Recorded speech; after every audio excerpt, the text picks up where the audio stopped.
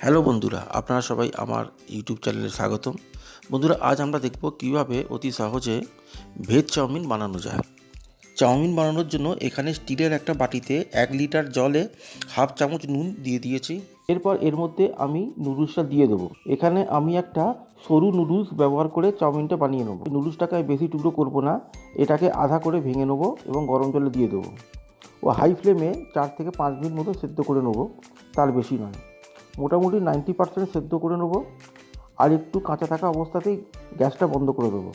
গ্যাসটা বন্ধ করে দেওয়ার পরে আমি স্ট্রেনারের মধ্যে এই নুডলসটাকে আমি ছেঁকে নেবো ও সব জল বের করে নেবো। এরপর এটা একটা থালার মধ্যে দিয়ে রেখে দেবো, ঠান্ডা করে নেবো।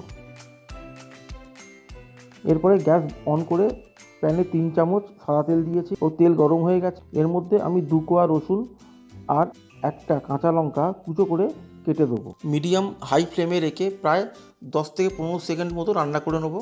এরপরে এর মধ্যে একটা পেঁয়াজ কুচি করে দেবো ও পেঁয়াজ কুচিগুলোকে হাই ফ্লেমে 5 থেকে 6 সেকেন্ডের মতো রান্না করে নেবো।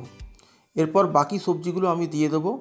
প্রথমে এতে 1/4 কাপ গাজর ও হাফ কাপ বাঁধাকপি কুচি করে কেটে দেবো ও সাথে স্প্রিং অনিয়নের সাদা অংশ হাফ কাপ এর মধ্যে দিয়ে দেবো ও এগুলোকে হাই ফ্লেমে 1 মিনিট মতো রান্না করে নেবো এবং এটা দেখে নেবো সবজির যে কাঁচা গন্ধ সেটা যেন না থাকে।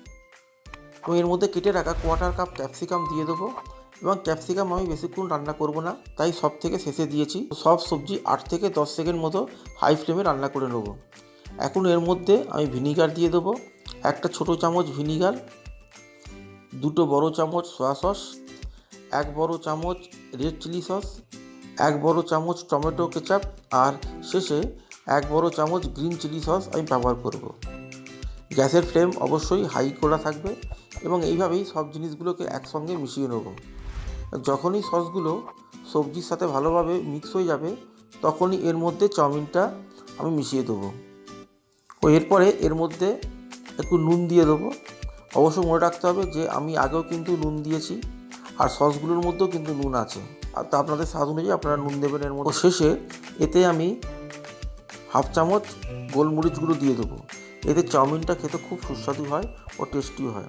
ভালোভাবে এই অবস্থায় চাউমিনগুলো সসের সঙ্গে ভালো করে মিশিয়ে নেবো এবং অবশ্যই হাই ফ্লেমে এটা করতে হবে। এই চাউমিন করতে মাত্র 10 মিনিট সময় লাগে ও শেষে স্প্রিং অনিয়নের সবুজ অংশ যেটা ছিল সেটা এর মধ্যে দিয়ে দেবো ও সব কিছু ভালোভাবে মিশিয়ে নেবো ও জোরে জোরে খুব ভালো করে নেড়ে নেবো।